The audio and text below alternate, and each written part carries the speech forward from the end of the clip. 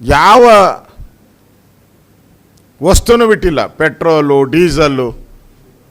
ಕೇಂದ್ರ ಸರ್ಕಾರ ತುಪ್ಪದ ಬೆಲೆ ಇಳಿಸ್ತು, ಮಾರನೇ ದಿನವೇ ಇವರು ತುಪ್ಪದ ಬೆಲೆ ರೈಸ್ ಮಾಡಿಬಿಟ್ರು. ಇವರು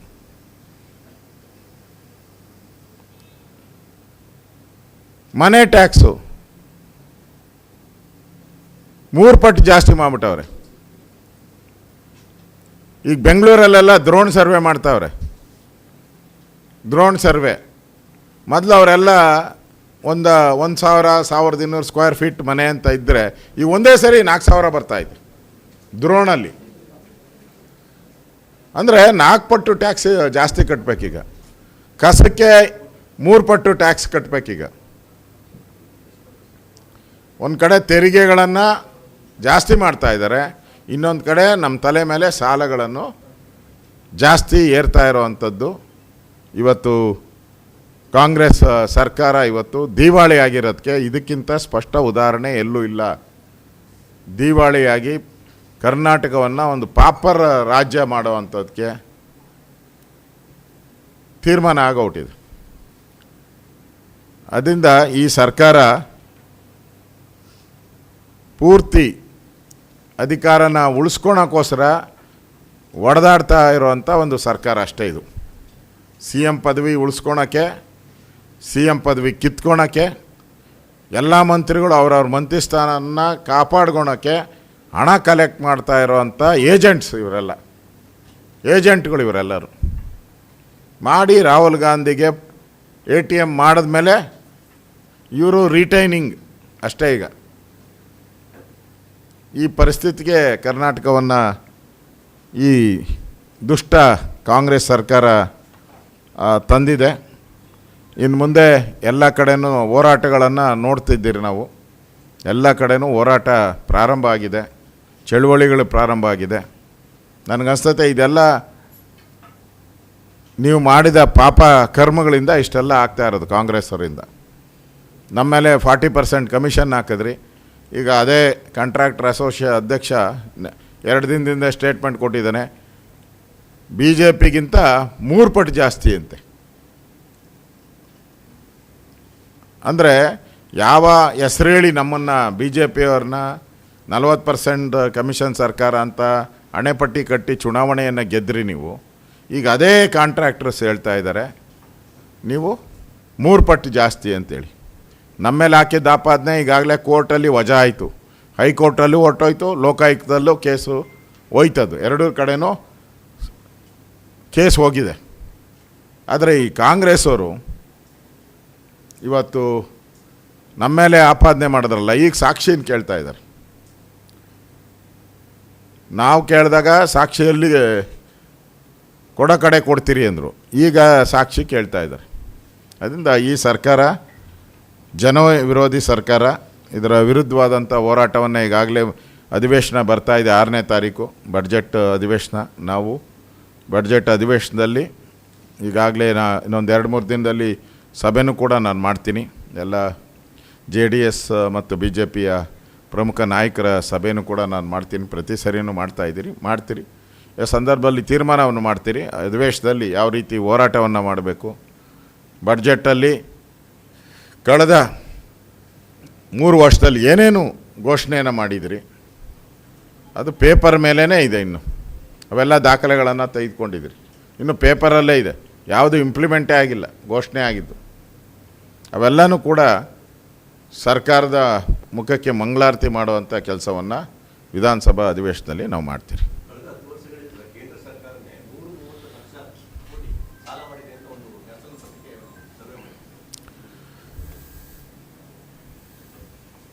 ಬಡತನದ ರೇಖೆ ಏನಿದೆ ಅದು 25 ಕೋಟಿ ಜನ ಬಡತನದ ರೇಖೆಯಿಂದ ಮೇಲೆ ಬಂದಿದ್ದಾರೆ ದೇಶದಲ್ಲಿ ನರೇಂದ್ರ ಮೋದಿಯವರು ಬಂದ ಮೇಲೆ ಅಂತಲೂ ಇದೆ. ಅದೇ ರೀತಿ ಸಿದ್ದರಾಮಯ್ಯ 17 ಬಡ್ಜೆಟ್ ಮಾಡಿದ್ಮೇಲೆ ಆ ಬ್ಯಾಕ್ವರ್ಡ್ ತಾಲೂಕು ಏನಿತ್ತು, ನಂಜುಂಡಪ್ಪ ವರದಿಯ ಬ್ಯಾಕ್ವರ್ಡ್ ತಾಲೂಕುಗಳೇನಿತ್ತು ಮತ್ತೆ ಆ್ಯಡ್ ಆಗಿದೆ. ಈಗ ಮತ್ತೆ ಸುಮಾರು 18-20 ಬ್ಯಾಕ್ವರ್ಡ್ ತಾಲೂಕುಗಳು ಆ್ಯಡ್ ಆಗಿದೆ. ಅಂದರೆ ಸಿದ್ದರಾಮಯ್ಯನ ಆಡಳಿತ ಇಷ್ಟು ಬಡ್ಜೆಟ್ ಆದಮೇಲೂ ಕೂಡ ಬ್ಯಾಕ್ವರ್ಡ್ ತಾಲೂಕು ನಂಜುಂಡಪ್ಪ ವರದಿ ಪ್ರಕಾರ 10 ವರ್ಷದಲ್ಲಿ ಎಲ್ಲ ಫಾರ್ವರ್ಡ್ ಆಗಬೇಕು ಅಂತ ಇದ್ದಿದ್ದು. ಇಲ್ಲಿ ನೋಡಿದ್ರೆ ಸಿದ್ದರಾಮಯ್ಯ ನಾನೇ ಜಾಸ್ತಿ ಬಡ್ಜೆಟ್ ಮಾಡಿದ್ದೀನಿ ಅಂತ ಹೇಳ್ತಾರೆ. ಜಾಸ್ತಿ ಆಗಿದೆ.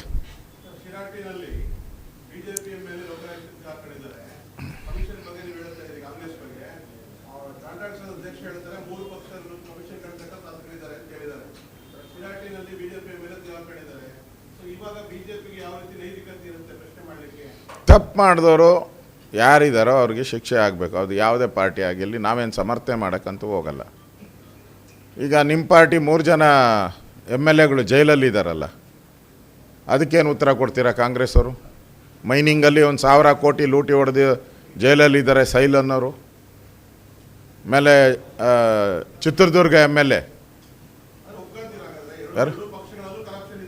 ನಮ್ಮಲ್ಲಿದ್ದರೆ ನಾವು 100% ಕ್ರಮ ತೆಗೆದುಕೊಳ್ತೀರಿ. ತಪ್ಪು ಯಾರೇ ಮಾಡಿದ್ರು ತಪ್ಪೇ.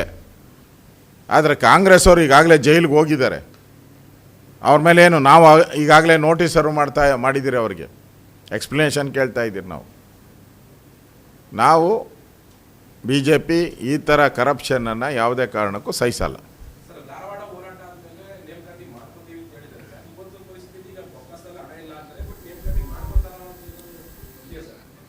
ಈಗ ಮೊನ್ನೆ ನಮ್ಮ ಹೋರಾಟದ ಫಲವಾಗಿ, ಯಾಕೆಂದರೆ ಪರ್ಮಿಷನ್ ತೊಗೊಂಡಿದ್ದೆ BJP ಲೆಟ್ರ್ ಮೇಲೇ ಪರ್ಮಿಷನ್ ತೊಗೊಂಡಿದ್ದು. ಈಗ ಸರ್ಕಾರ ಎದುರಿ ಅನೌನ್ಸ್ ಮಾಡಿದ್ದಾರೆ. ಈಗಾಗಲೇ ಫೈನಾನ್ಸ್ ಡಿಪಾರ್ಟ್ಮೆಂಟವರು 65,000 ರೆಕ್ರೂಟ್ಮೆಂಟ್ಗೆ ಅವಕಾಶ ಮಾಡಿಕೊಟ್ರು, ಇದುವರೆಗೂ ಮಾಡಿಲ್ಲ. ಯಾಕೆಂದರೆ ಹಣದ ಕೊರತೆಯಿಂದ. ನನಗಂತ ಈ ಸರ್ಕಾರ ಮೊನ್ನೆ ಕ್ಯಾಬಿನೆಟ್ಟಲ್ಲಿ ತೀರ್ಮಾನ ಏನಾಗಿದೆ ಅದು ಕಣ್ಣೊರೆಸುವಂಥ ತತ್ರ. ನಾವು ಕೇಳಿದ್ದು 2,84,000 ಹುದ್ದೆ ಖಾಲಿ ಇದೆ, ಫಿಲಪ್ ಮಾಡಿ ಅಂತ. ಈಗ 65,000 ಹೇಳಿದ್ದಾರೆ. 65,000ಕ್ಕೆ ಚಾರ್ಟ್ ಇನ್ನೂ ಕೊಟ್ಟಿಲ್ಲ ಅವರು. ಎಷ್ಟು ಜನ ತಹಸೀಲ್ದಾರು, ಎಷ್ಟು ಜನ AC, ಎಷ್ಟು ಜನ ಕ್ಲರ್ಕು, ಎಷ್ಟು ಜನ ಎಕ್ಸೈಸ್ ಇನ್ಸ್ಪೆಕ್ಟ್ರುಗಳು, ಎಷ್ಟು ಜನ ಕಾನ್ಸ್ಟೇಬಲ್ಗಳು, ಎಷ್ಟು ಜನ ಆರೋಗ್ಯ ಇಲಾಖೆದು ಕೊಟ್ಟಿಲ್ಲ, ಯಾವುದೂ ಕೊಟ್ಟಿಲ್ಲ.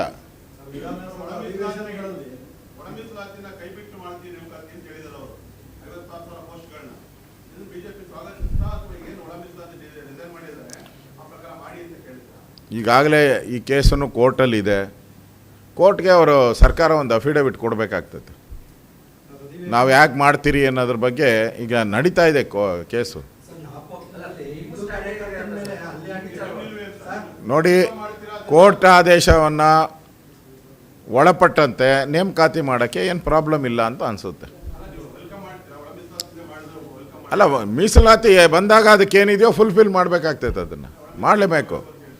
ಅದನ್ನು ಕೋರ್ಟ್ ಆದೇಶ ಏನು ಬರ್ತೋ ಅದ್ರ ಆದೇಶದಕ್ಕೆ ನೇಮಕಾತಿಯನ್ನು ಕೊಡಬೇಕು. ಕೋರ್ಟ್ ಆದೇಶ ಏನು ಬರ್ತೈತೆ ಅದನ್ನು ಪಾಲನೆ ಮಾಡಬೇಕು. ಅವಾಗ ಉಳಿದವನ್ನ ಯಾವ ಸಮುದಾಯಕ್ಕೆ ಹೆಚ್ಚುವರಿ ಆಗಿದೆ, ಎಷ್ಟು ದಿನ ನಾವೇ ಜಾಸ್ತಿ ಮಾಡಿದ್ದೀರಿ ಸಮುದಾಯಕ್ಕೆ, ಆ ಪರ್ಸೆಂಟೇಜ್ಗೆ ನೇಮಕಾತಿ ಕೊಡಬೇಕಾಗ್ತದೆ.